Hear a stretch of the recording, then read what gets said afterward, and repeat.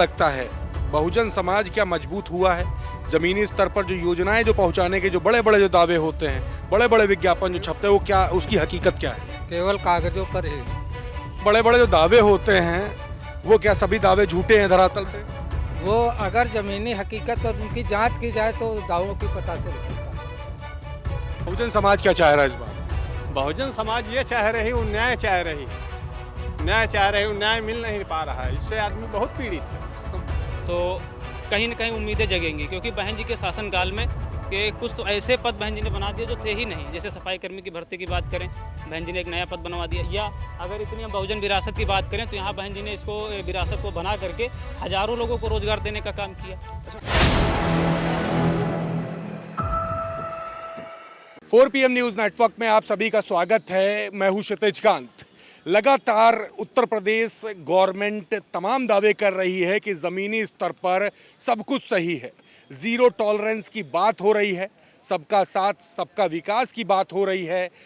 काशीराम जी की जयंती है आज। तमाम बहुजन समाज के लोग राजधानी लखनऊ में इस पार्क में आए हुए हैं, भीमराव अंबेडकर पार्क में। हम बात करेंगे जो सबका साथ सबका विकास की बात होती है, जो जीरो टॉलरेंस की बात होती है, वो कहाँ तक मजबूत है और ज़मीनी स्तर पर माहौल क्या है।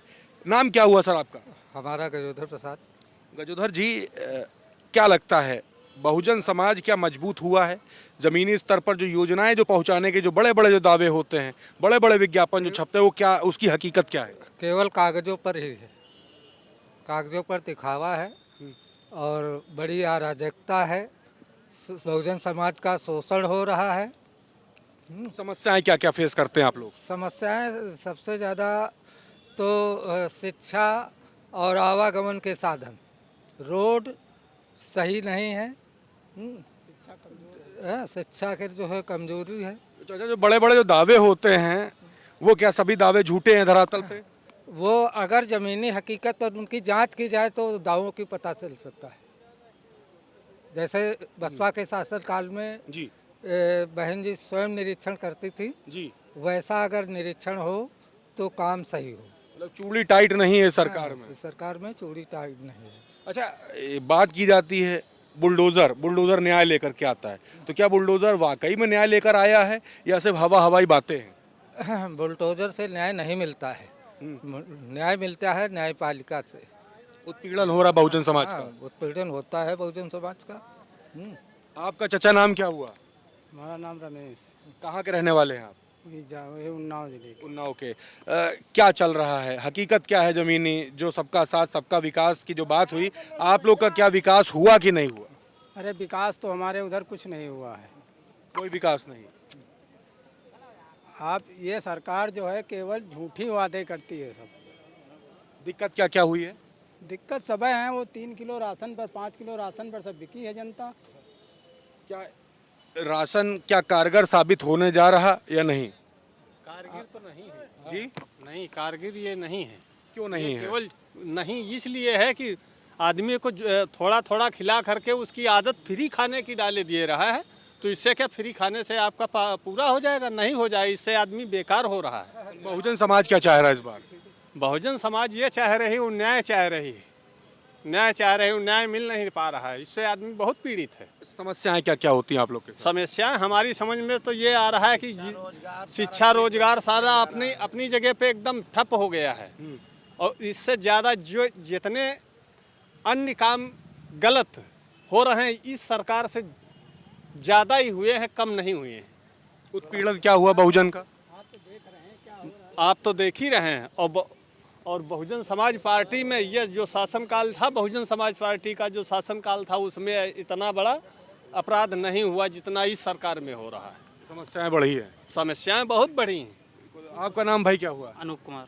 आप तो यंग हो। जी। जेनजी क्या करने वाला है बहुजन समाज का, क्या सोचता है वो, आप लोग क्या सोच रहे हो? काशीराम जी की जयंती है, तमाम जो बातें कहे गए, आप लोग फॉलोअर्स हो उनके, क्या लग रहा है कि सरकार में वो चीज़ें फॉलो होती है जो कहा गया? क्या सब कुछ संवैधानिक चल रहा है या फिर सिर्फ अफवाहें चल रही हैं? देखिए, परिवर्तन प्रकृति का नियम है, ठीक है, और परिवर्तन सत्ता का कभी भी हो सकता है। लेकिन कहीं न कहीं ऐसा है कि जो मुख्य मुद्दे हैं, जैसे रोज़गार, अगर हम रोज़गार की बात करें तो मैंने सन 21 में बीटीसी किया था, जो डीएलएड है इस समय, और तब से जो है सुपर टेट की तैयारी लगातार कर रहा हूँ। टेट तो सीटेट तो क्वालिफाई हो गया, लेकिन वैकेंसी की लगातार तलाश है।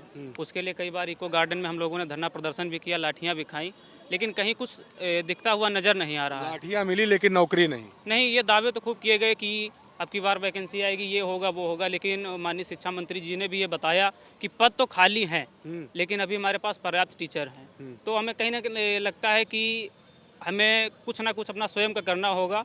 तो सुपर टेट की तैयारी तो 4 साल से कर रहे हैं, करते रहेंगे। हो सकता है सत्ता परिवर्तन हो, हम तो चाहते हैं अगर आदरणीय बहन जी की सरकार आती है तो कहीं ना कहीं उम्मीदें जगेंगी, क्योंकि बहन जी के शासनकाल में कि कुछ तो ऐसे पद बहन जी ने बना दिए जो थे ही नहीं। जैसे सफाई कर्मी की भर्ती की बात करें, बहन जी ने एक नया पद बनवा दिया, या अगर इतनी हम बहुजन विरासत की बात करें तो यहाँ बहन जी ने इसको विरासत को बना करके हजारों लोगों को रोजगार देने का काम किया। अच्छा, आप तो इंटेलेक्चुअल क्लास है, पढ़े लिखे हैं। जी जी। आपके समाज में, बहुजन समाज में सबसे ज़्यादा समस्याएं क्या हुई?